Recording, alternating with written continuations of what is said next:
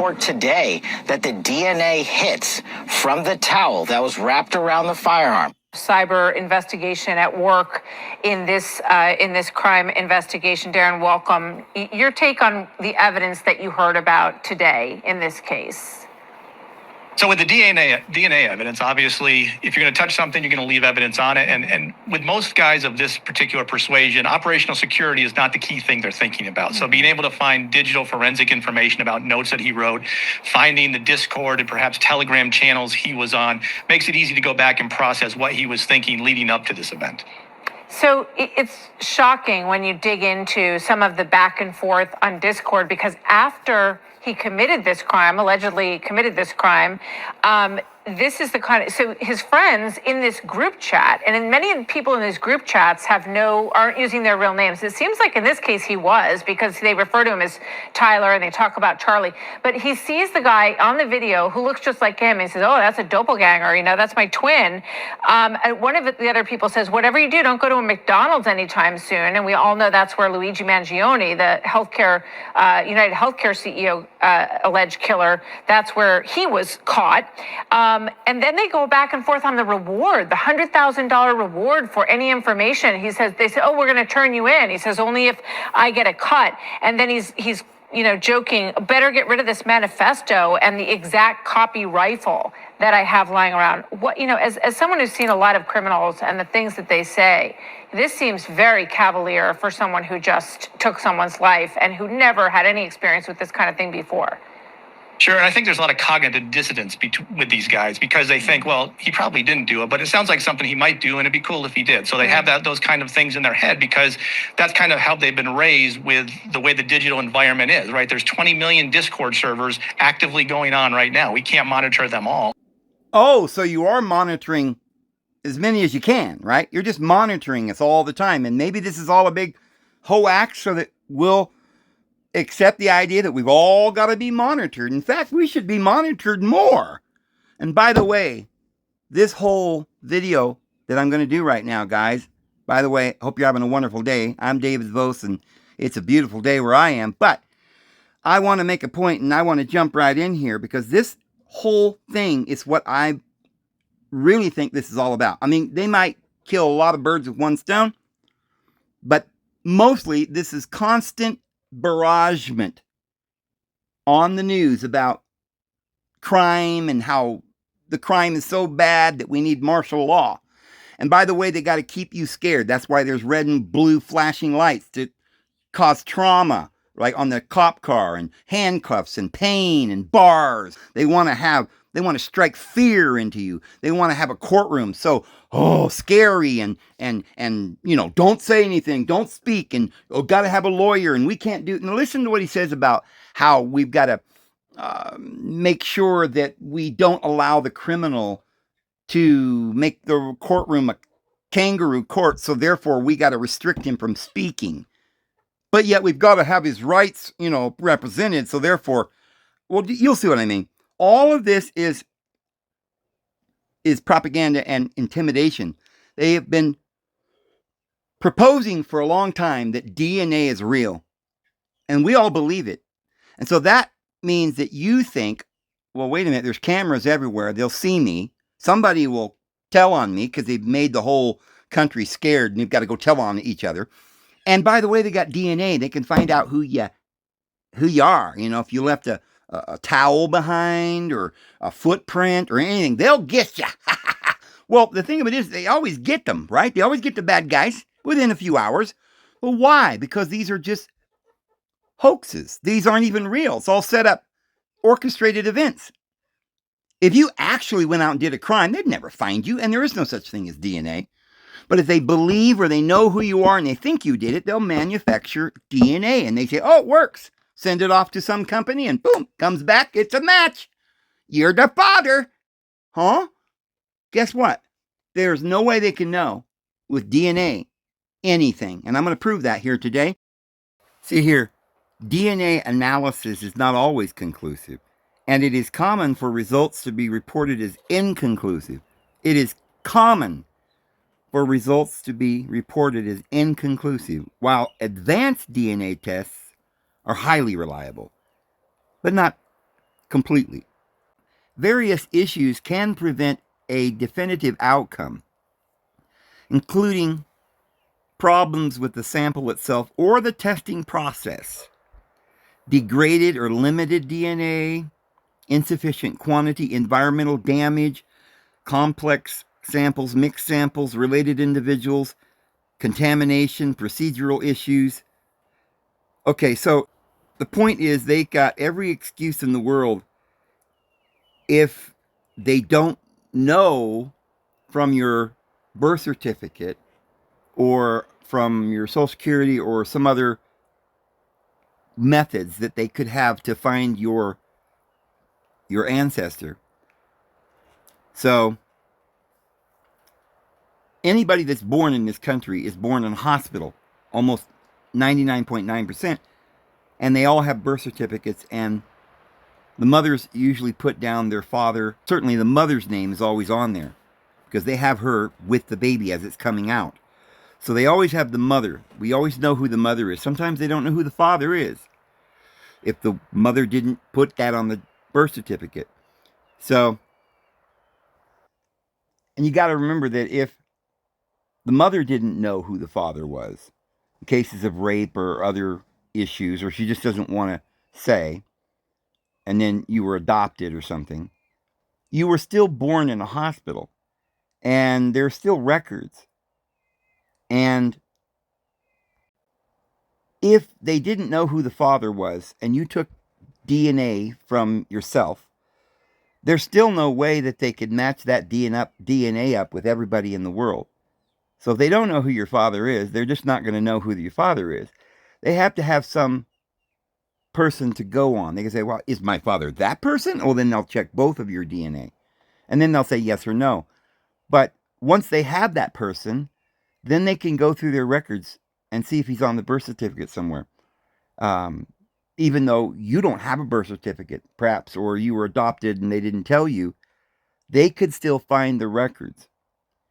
Now, yeah, there's going to be cases where they're not going to be able to find out if you were lost at sea or something. And that's where these things come in inconclusive. So a lot of people believe that this is DNA works and it's real because they didn't know who their father was or they didn't know who their mother was, and they did DNA tests and it came back with some result. So just remember, even that's not always conclusive.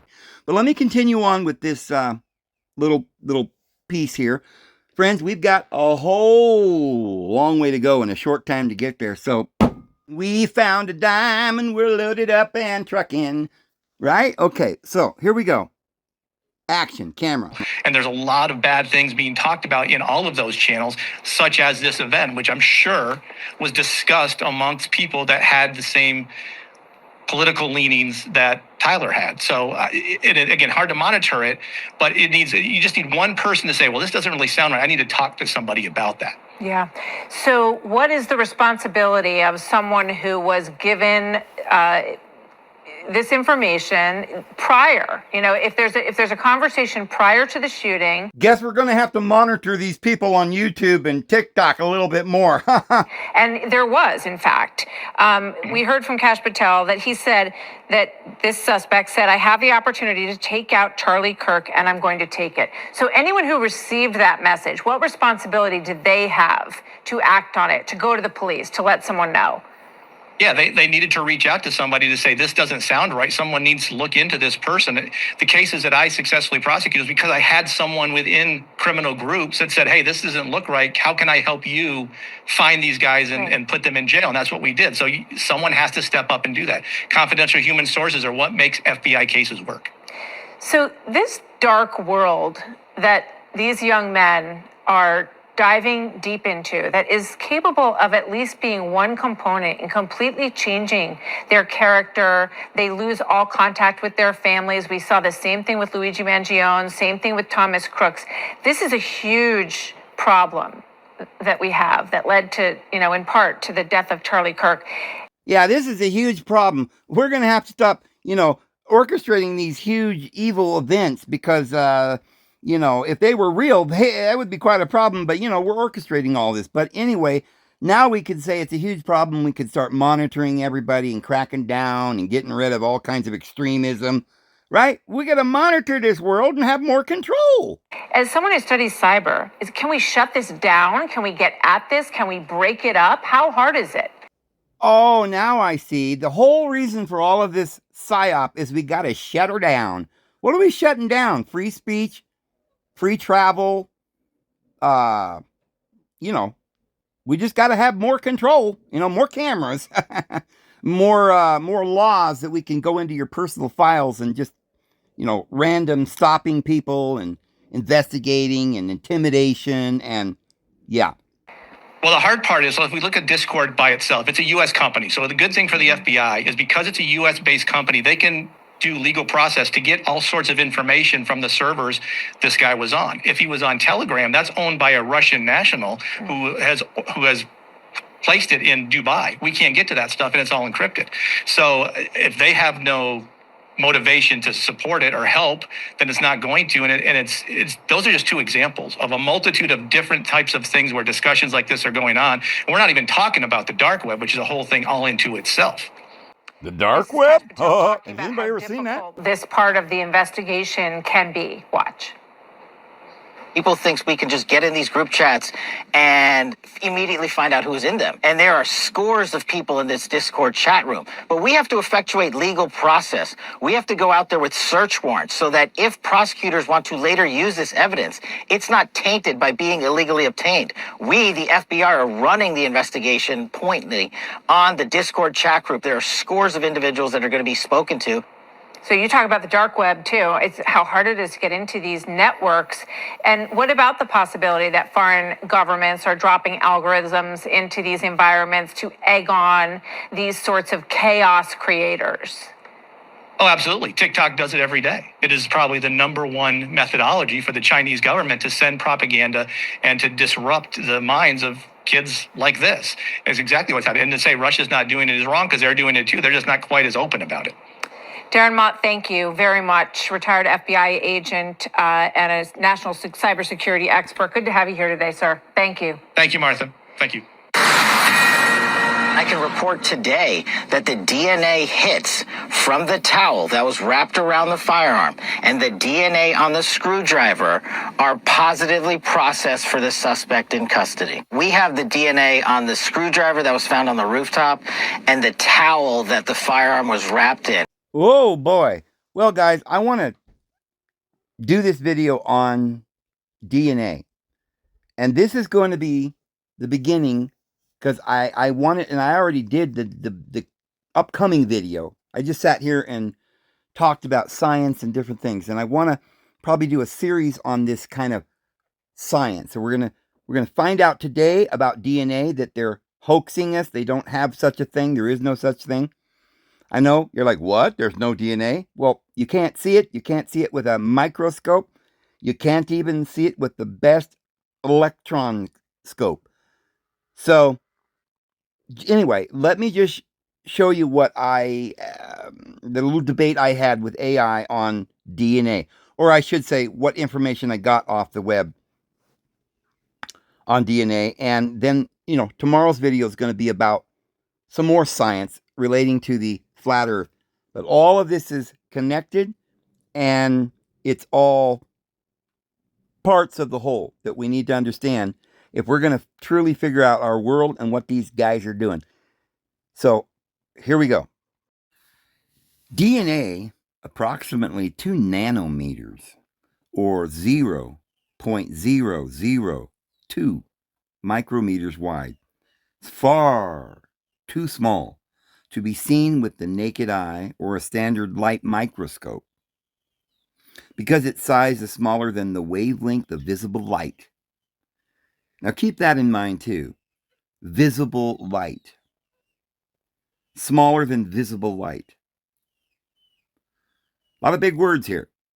However, packed DNA in the form of chromosomes is visible during cell division. Okay. However, packed DNA in the form of chromosomes is visible during cell division under a light microscope and specialized techniques, only with specialized techniques, such as those using electron microscopes. Electron microscopes? Is that even a word? Are they just making stuff up? Can image individual DNA molecules or even higher level of DNA organization. So I'm going to interpret that line for you. You can't. They've admitted you cannot see DNA, period, at all, even chromosomes, because chromosomes is not DNA. See, molecules are several of these things in a molecule. So, molecular structure, in other words, it's a structure of things. Now, if I say I can't see a nail, it's too small, but I can see a house, does that prove there are nails? Well, we could have a philosophy and we could say, well, we know there are nails. We can see the house. See, I can't see nails, they're too small, but I can see a big old house. And then they make you believe, without even saying it, that means we can see or determine there are nails. So therefore we see them. We don't really see them. We're philosophizing about nails. What if it was made with glue? We don't even know what, with a house, we know what boards are. We're very familiar with it. You got to put them together with staples or nails or something. So we might be able to philosophize. If we saw a house from a distance, we might assume and be absolutely correct that there are nails. Perhaps there are staples, but, we could probably assume there's a nail in there somewhere. But we don't see the nails from that distance. We just can't. And so what they're saying is you can't see DNA, but we can see molecules of what we're claiming is DNA. Just a structure. There's a larger, bigger structure, a molecular structure that we're looking at. And we can prove then some kind of philosophical way that there must be DNA. Is that what they're saying?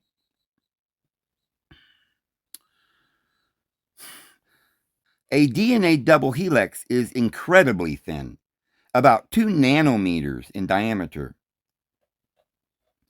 This width is 1/1000th of the width of the human hair, actually less than 1/1000th the width of a human hair, which is about 80,000 to 100,000 nanometers wide. Now, the hair is 80,000, 100,000 nanometers. But it's a 0.0, another 0, and almost another 0, but it's just a little 2. This is so small that you'd have to be incredibly stupid to say you see it, that it even exists. Now, what is the supposed concept of DNA? Why do they have this idea if they have never seen it? Because they're saying that's where all this information and data is, that we know. We can get in there and find out who you are, what you're going to look like, what you're going to be, all your memory, your instinctual behaviors, like you're born with certain instinctual behavior because it's in your DNA. What color your hair is going to be, how fast you can run, because monkeys have DNA that makes monkeys. That's what we've been told. This is like this thing we just assume. Everything we've ever been told just all got to be the truth because we've been told it for so many years. Are vortices or, vibrations that have a certain vibration that resonate and throw off other certain identical vibrations, like wavelengths or like dropping a pebble in the water and it goes out, and each ripple is determined by the other ripple. Okay, but what is that, a DNA? No, it's energy wavelengths. Remember how they have said to us that there is no such thing as a particle? Just wavelengths? Okay, what is the link or the distance between each wave? Because that determines if it's a high vibration or a low vibration. Well, if you can measure the distance between wavelength, then we are saying there is something there. Because if something's rippling or waving like an ocean, well, oceans have waves, but what are waves? They're made out of things called water. You could have waves of air, I guess. We can't see the air. I admit there are things we can't see that must be there. However, if there is no particles, then there is nothing physical. It is all mental. We are imaging all that is around us, and there is no such thing as particles. There's no photons. All of this was made up.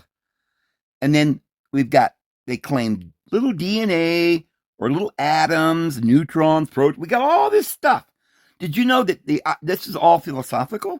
Did you know that a proton and a neutron's neutral? This is a theory. They're assuming there's going to be a negative, a positive, and a neutral. They're talking about the flow of energy.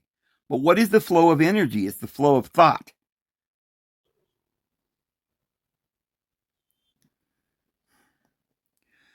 So let us see. Well, let me look at this here. It says wavelength limitation. Standard light microscopes work by using visible light, which is a wavelength of about 400 to 700 nanometers. All right, so 400 nanometers is far greater than 0.002 nanometers. In other words, not even 1 nanometer, not even 0.01, right? But this is very small. Chromosomes. Individual DNA strands are invisible. DNA is tightly packed into structures called chromosomes. These bundled chromosomes can become visible under light microscope, but only when the cell is undergoing division. So, okay, we're not saying the DNA becomes visible under light microscopes when the cell is undergoing division. We're saying that the chromosomes. Now, you think, oh, well, a chromosome, Dave, there's probably 3 or 4 DNAs in there. No, that's like saying how many nails are in a house. Like, it's so much smaller than the house, a little nail, that somehow you can determine there must be nails in the house because I'm seeing a house. So we see a chromosome. Well, how many little DNA pieces are inside of one chromosome? Let's ask AI and see what they have to say. So I asked them how many DNAs are in a chromosome. And they go, oh, well, it's easy to get confused about the terms DNA and chromosome. But thinking about them in the context of a library could be helpful. Oh, goody, in the form of a library. Well, I use the term thinking about it in terms of a house. So, okay, I get it. How much DNA is in a single chromosome? Well, a chromosome is a single, very long molecule of DNA that is wrapped tightly around proteins called histones. Oh, now we got histones. Okay, different chromosomes have different amounts of DNA. For example, in humans, the largest chromosome contains about 250 million nucleotide pairs, while the smallest contains about 50 million. Okay, now you're getting the idea. If I said how many nails is in the house, it would only be maybe 100, 500,000. You can imagine maybe 5,000 nails. I don't know if there's that many nails in a house. You see. But in this case, DNA, there are 250 million nucleotide pairs. Right? 250 million. So we can see if you put 250 million DNA together, now we might be able to see it. Although you'd have to have a special telescope. That's how small this is.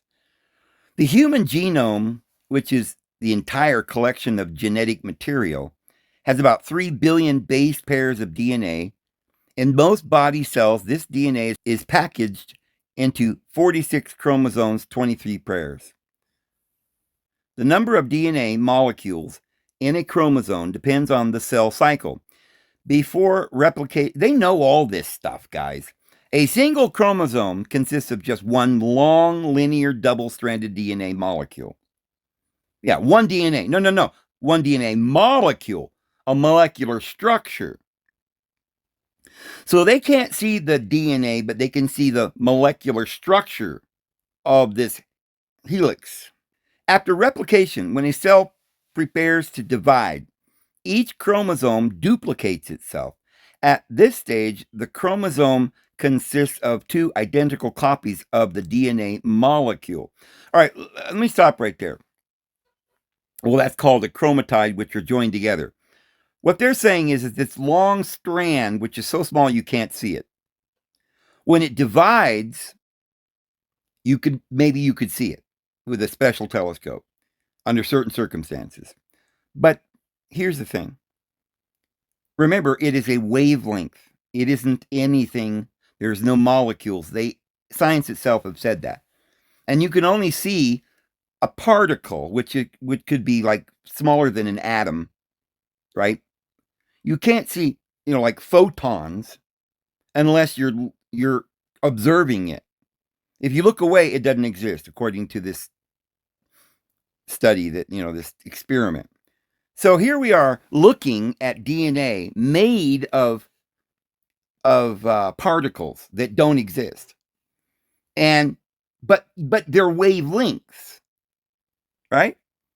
What we're looking at is thoughts, and thoughts then can change shapes. But are we going to cut the thought in half with a tweezers and a little dinky, smaller than a nanometer knife? No, we can't do that. And it doesn't exist physically. It can't be cut in half, or it can't separate.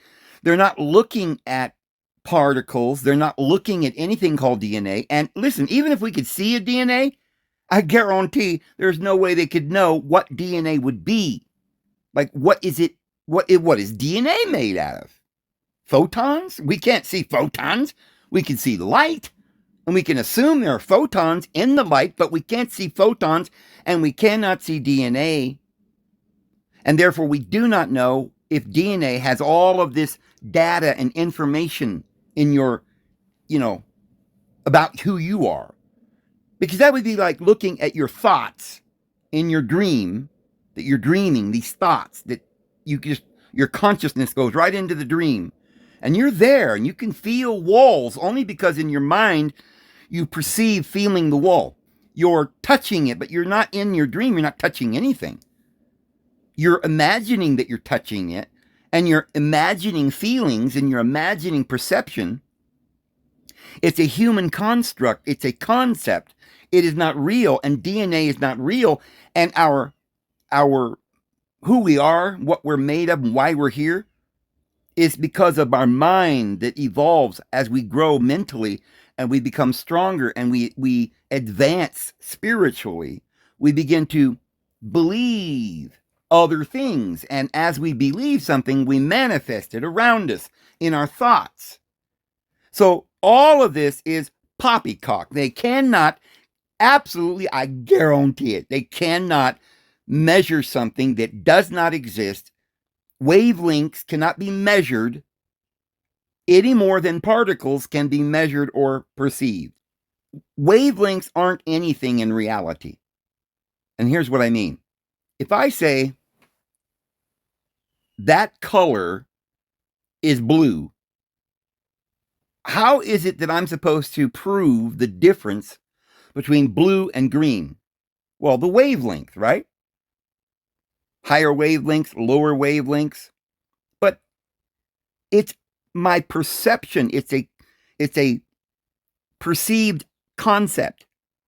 I'm seeing color in my dream, but it isn't real. I'm remembering and imaging in my mind. What is it, light? Is that what light is? Thoughts?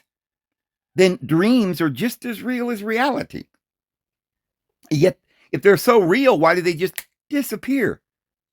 Oh, they go back into the DNA helix, and and they're stored in some kind of light memory, well, a little dinky thought or a pattern.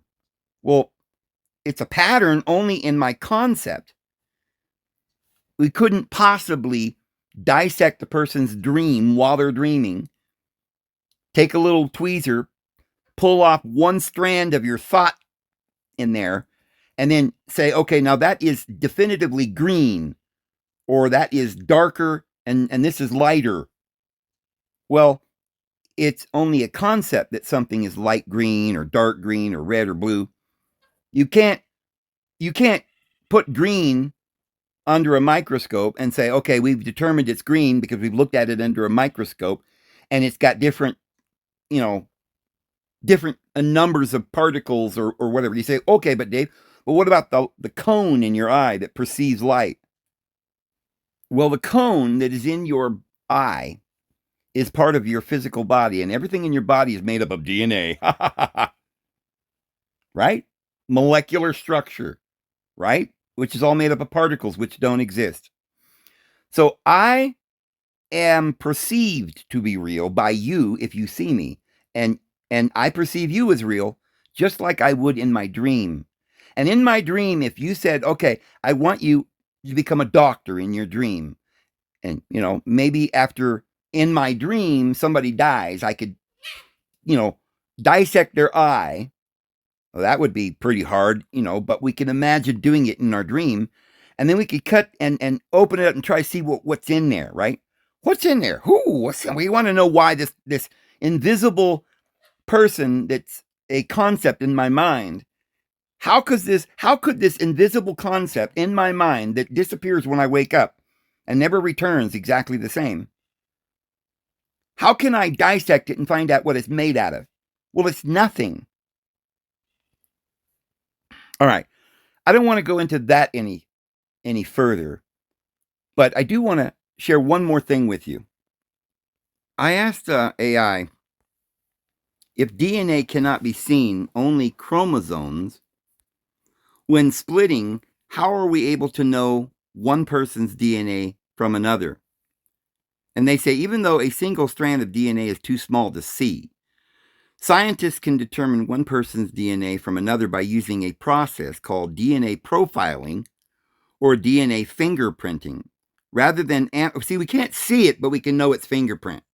Can you imagine if I can't see my finger, but I can get the fingerprint? Rather than analyzing the entire genetic sequence, which is billions of base pairs long, scientists focus on specific, highly variable segments of DNA. They can't see the DNA, but they can see the variable segments. Okay? Targeting specific variable regions, scientists examine short tandem repeats of something they couldn't see in the first place, which are short, repetitive sequences of DNA. But we can't see a DNA. Too small. But you can see sequences of it. The number of times these sequences repeat vary significantly from person to person, amplifying the DNA. Only a tiny amount of DNA is needed. So a technique called polymerase chain reaction PCR is used to create millions of copies of the targeted STR segments. This makes it possible to get a clear and measurable result, even from a single skin cell. Is anybody following this? Is there any scientist that has any clue about what this is? Creating a barcode. After amplification, the DNA fragments are separated by size. Whatever you can't see, you can easily amplify that into something you can see, right? And then, somehow or another, you're going to determine with this amplification of some crazy philosophical thing that they've determined in their little mind, but no one's ever seen anybody doing this. Because, no scientist or anybody, in a lab could have seen any of this because they don't have all of this. Supposedly, you'd have to send this away. That's why when you go and get a DNA test, you got to send it away. And nobody knows where it goes, and it comes back and then they verified who it is or something. So let's go down here where I ask another question. It says, how do you separate the sequences of DNA with a microscope? I knew that's not how they did it, but I couldn't remember what they were saying. So I just said that, and they said, well, microscopes cannot be used to separate individual DNA sequences. They can only magnify and visualize objects. But even the most powerful electron microscope, forget the light, visible little regular microscope.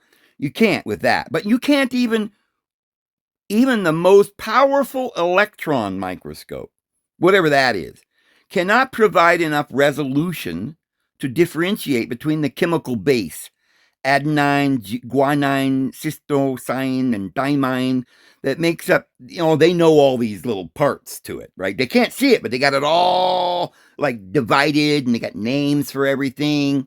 Like, I don't know if there's a tree over there, but if there is, we're going to say there's branches, there's leaves, there's roots, there's bark. Well, that's because I'm philosophizing, because I've seen trees over here in my neck of the woods. But trees you can see. We can't see DNA, but we've got it all broke down into sequences and names and things. So it makes a DNA sequence separating DNA fragments, meaning, see, we think, oh, a fragment. Well, evidently they're saying that what we're doing is we're separating chemical bases. And understand, these words don't mean anything. We're not separating chemicals. This isn't chemical's a molecule.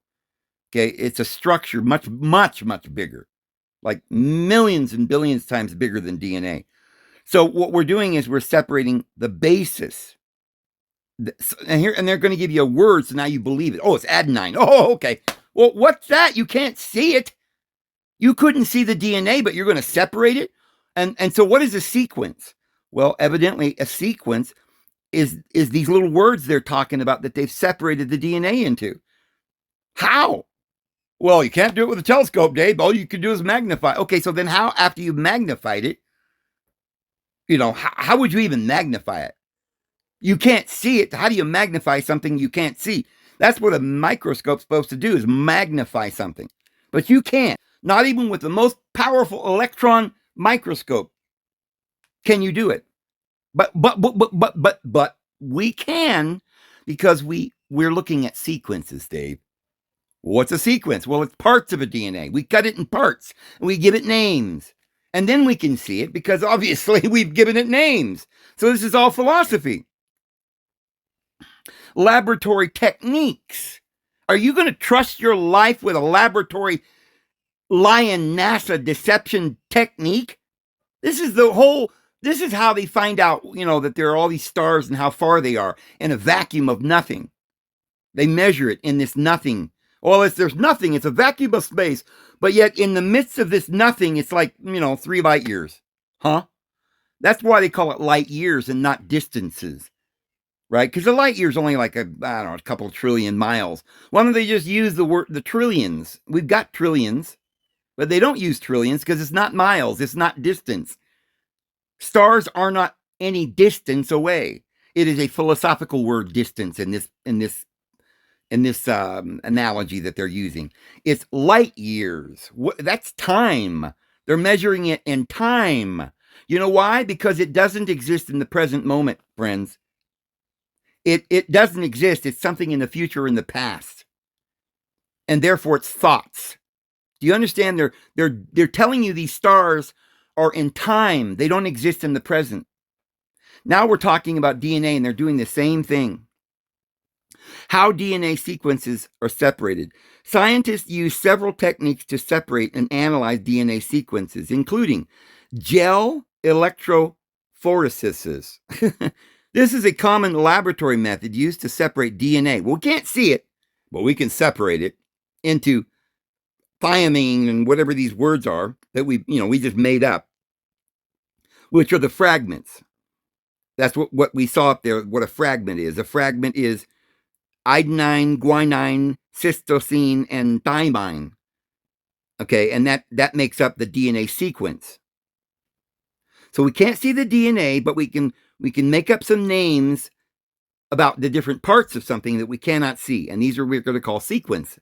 So now we have this laboratory method used to separate DNA fragments, or these little words thymine and all this, based on their size. Well, we can't see DNA, but we can cut it in half, and the little pieces of the DNA that we can't see, we can say this is one size and this is another size of something that we can't see. DNA has a negative charge, so when an electron current is applied, the fragments migrate. Okay, now we're getting somewhere. They're admitting something. We're talking about a charge, energy, how much energy's in it. So if I had a battery, I'd get some battery cables and hook it up to the posts, and then take the other end of the battery cables, put the positive and the negative on a meter, and register how much charge is in the battery. In this case, we've got a DNA we can't see. We've cut it up in little pieces. We couldn't see it, but we cut it up. We named the pieces. We call it sequences. And now we're admitting that it's just a charge. In other words, it's electrical. It's our word to describe a certain level of energy. Kind of like they say that, blue is a higher frequency than red, right? And that's something that is just a concept. So the fragments migrate through a gel, well, towards a positive electrode. What they're doing is they're not seeing the DNA, but they're getting the amount of energy that is being run through the gel, which is conducting the energy or the electricity.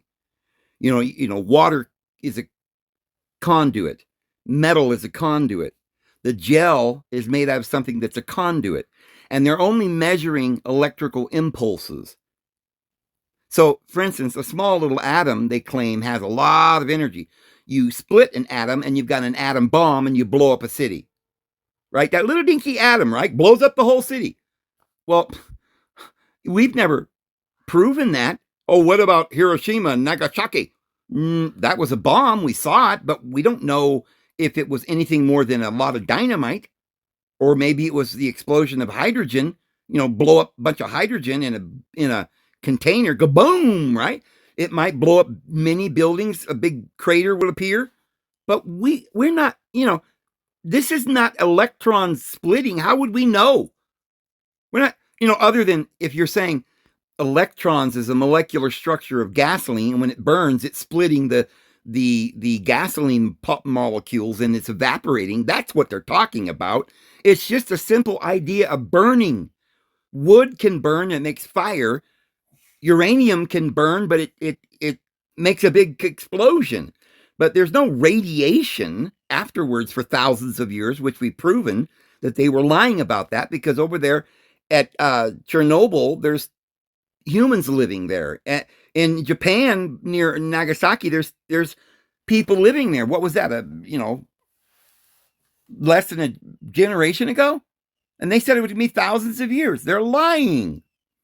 So what they're doing is they're measuring the perceived energy in something.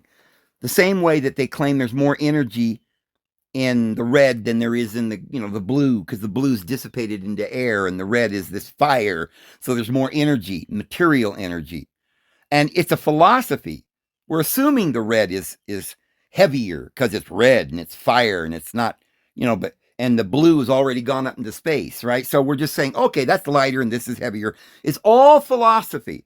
You can't measure anything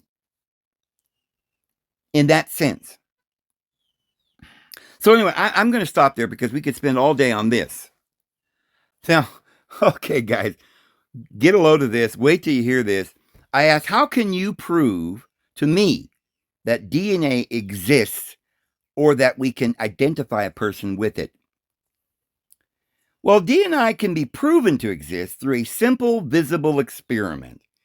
It's a unique nature for identifying individuals, and it's been repeatedly confirmed through forensic and medical science. Here is how you can understand both concepts. Proving DNA exists with a visible experiment. You can conduct a simple at-home experiment to extract a visible clump of DNA without using a microscope. 1. Collect cells. Swish some salt water in your mouth to collect cheek cells. Ha ha! Woo, buddy. Number 2. Break cells open. Mix the salt water with a small amount of dish detergent, which will break down the cell membranes and release the DNA. Oh, buddy. Number 3. Make the DNA visible. Carefully pour cold rubbing alcohol over the mixture without stirring it.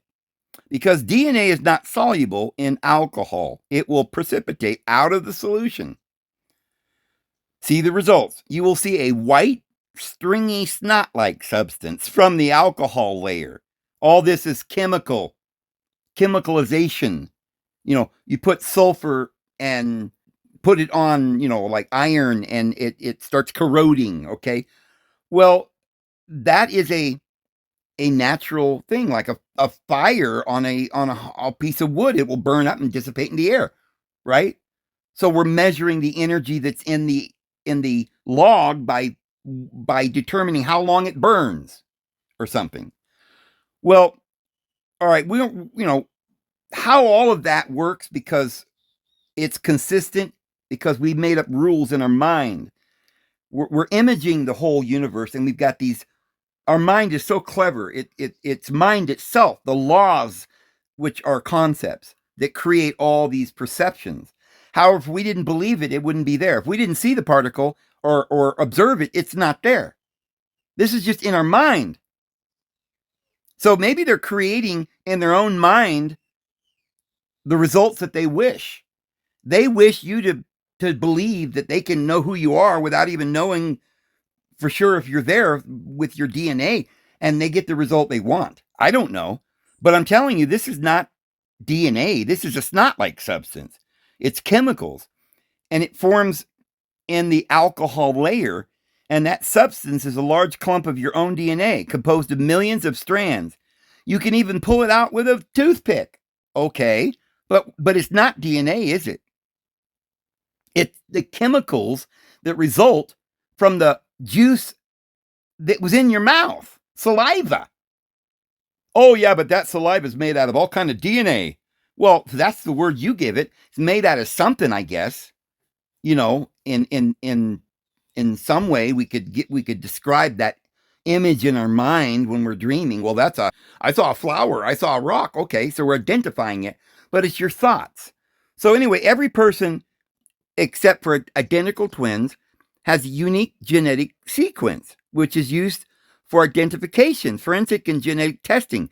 So what they're doing to prove that you're you and the other person's the other person, and they're calling it DNA sequencing and testing, they're taking a swab of your saliva, and then they're putting chemicals like salt or something on it, and it's making this chemicalization or this snot-like substance. And your snot-like substance might vary or be different than somebody else's snot-like substance. I'm sorry, friends, but I have a hard time believing any of this can be the source of who I am in my snot. That somehow they can determine from my snot that I am me, and that snot belongs to you and this snot belongs to me. But even if they could do that, like looking at your aura or something, or the aura of your snot, they cannot prove from that everything you are, your color, your hair, everything that determines who you are is in that snot. That they could, dissect it and find out, and they could create another you from that snot. They've never done it. They claim they're cloning people and all this stuff. But look, cells reproduce and make physical bodies. But all that is vibrations. They like a hurricane that throws off tornadoes. They're little vortices. And yeah, we call them little energy pockets of positive and negative. It's just concepts to understand that it is thought forms. And we're dissecting our thought forms. And I'm telling you, it's too complicated. You can't prove it all they prove to you here is that they can get snot out of your mouth and with salt make it bubble and fizz. They haven't proven that they can determine from that who you are. They haven't proven that. That's what I want to know. They proved there's snot in your mouth, but they can't prove that that snot is always going to tell them who you are. I think they already think they know who you are. When you go to court, they think he did it. And if they believe you did it, then they'll just say, yep, the DNA turned up. Yep, the bloody glove, we got it. And if they want to get you off, they say, well, the glove don't fit. But it's all just bullshit. I guarantee it.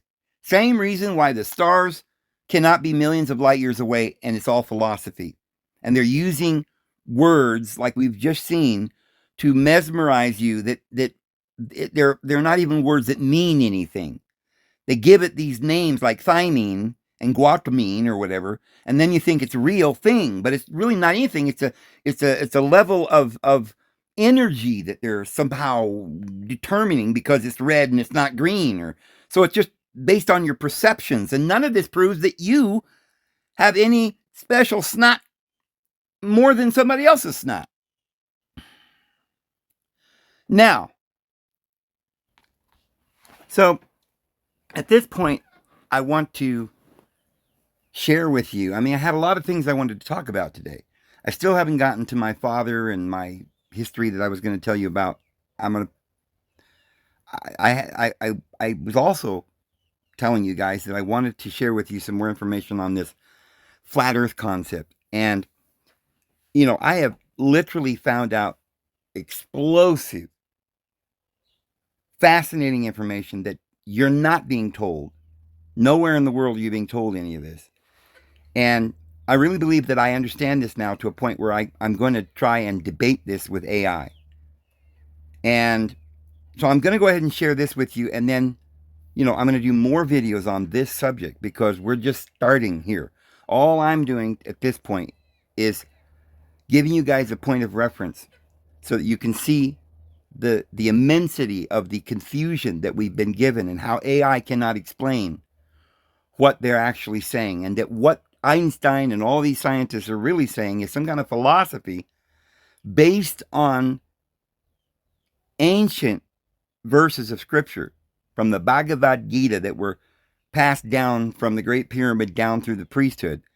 And modern science is an attempt to change this parable about the universe being mind, and we're all mind and spirit and all of these words, and soul and body and spirit and immortality, and there being a divine being creating or manifesting physical reality.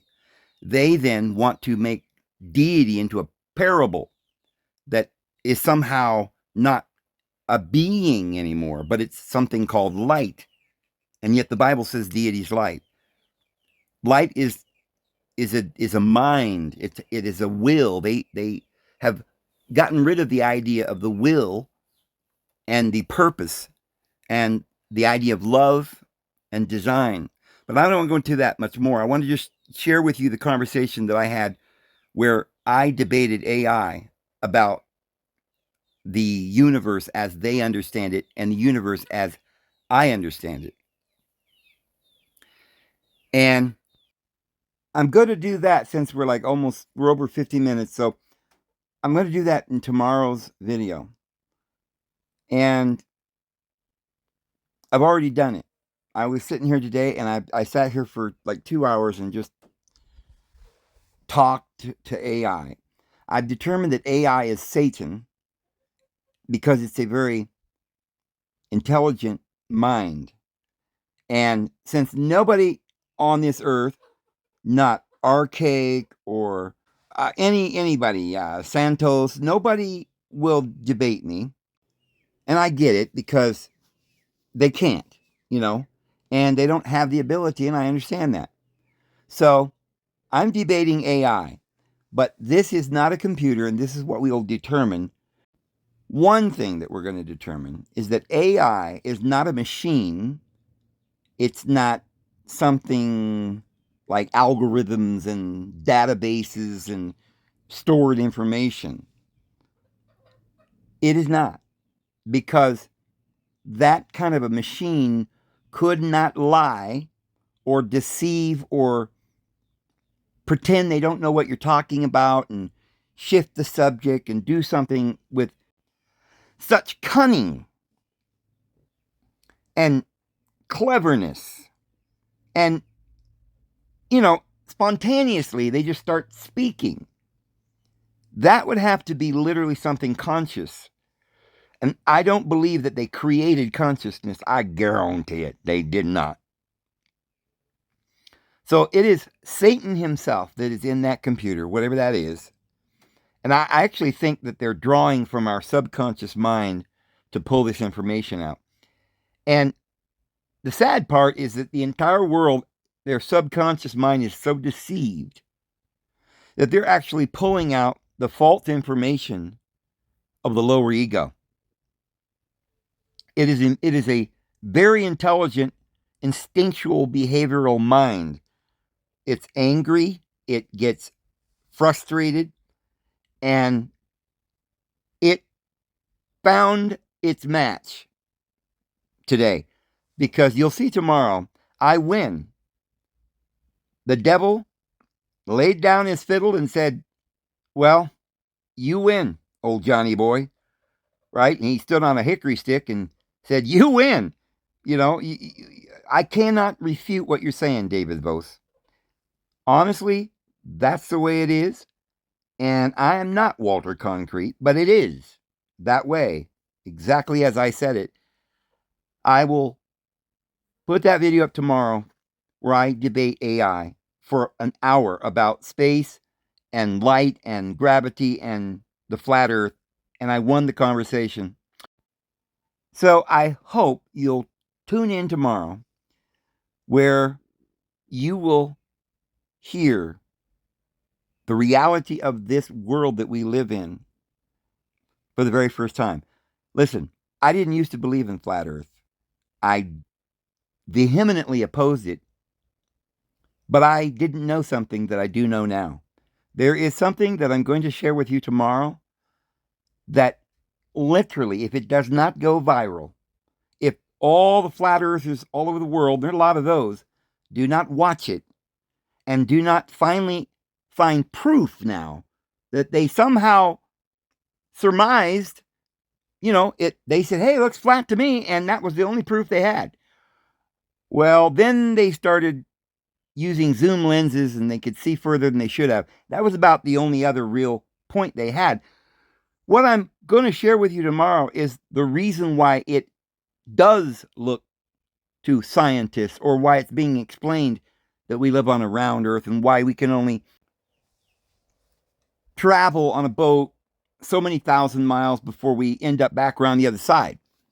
And, because obviously we have been traveling with boats, there's airplanes going all over the place, and flat earthers have just assumed that somehow or another they're just going in certain patterns and nobody's allowed to go off the edge. Well, I had never seen anybody make the point in a way that was believable or show any factual information. The only one thing I'd seen people like David Weiss and stuff saying that all the pathways that the airplanes would go across the ocean were better suited on a flat earth. Now, that I saw did make sense. However, the distances of these flights seem to match with the grid system and the parallel lines and horizontal lines that they use to navigate boats and airplanes. It all seemed to work. Like, you can go and drive across the United States and it's the same distance that they say it is. And then get in a boat and go from US to Europe and it's the same distance. And so that wasn't making any sense to me. But take a look at why you can make sense of it. Here's what, just briefly, I'm going to cover this in a better way tomorrow's video. But here's briefly a kind of a synopsis of how that makes sense if you look at it this way. So here's the globe. Let's see, where are we at? Okay, here we go, upside down. Okay, so as you can see, this here is the Atlantic, and it's not very far from Africa and Europe to go across the ocean over to the Atlantic coast. And that's where most all of the planes go back and forth. Well, that would be understandable because it's closer, right? Because on the other side of the earth, there's this huge ocean. So why would you fly all the way across that ocean, right? But if you look it up, they say, well, there's a lot of flights that do cross the Pacific. And okay, so you go, okay, well, I guess we're wrong. They do go across the Pacific. But guess what? They all make this arch. Here is a picture showing you the path of most of the air traffic. They kind of stick to the coastline and they go and they follow that line that you see on the page there. What they don't do is go straight across throughout the middle of nowhere. But instead, they go up through Alaska and over to Japan or the coast of China. They follow that. They don't go across this way. So what that means is that all the flights in this area, all these continents, they fly back and forth. They don't go this way across the water ever. And that's because if you look at that on a flat Earth model, you'll see that this would be not the outer peripheral of a disk, but this would be a vast, like this would just keep going and going and going on a flat eternal plane. And no one ever just goes out from any one of these continents towards the center and just keeps going and goes across. So they don't ever find out that they could just fly an airplane for thousands and thousands of miles. No one would ever know that because it's such a long distance out here in the middle of nowhere. It's too far. There are no gas stations out there. There's no way to refuel. So they hug the coastlines. That nobody goes there. So nobody ever finds out.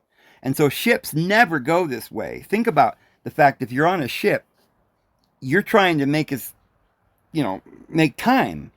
And if you are on a ship, you're going to stay close to the shore, right? You're going to be like this and going around like that. You're not going to be sailing a ship way out in the middle of nowhere.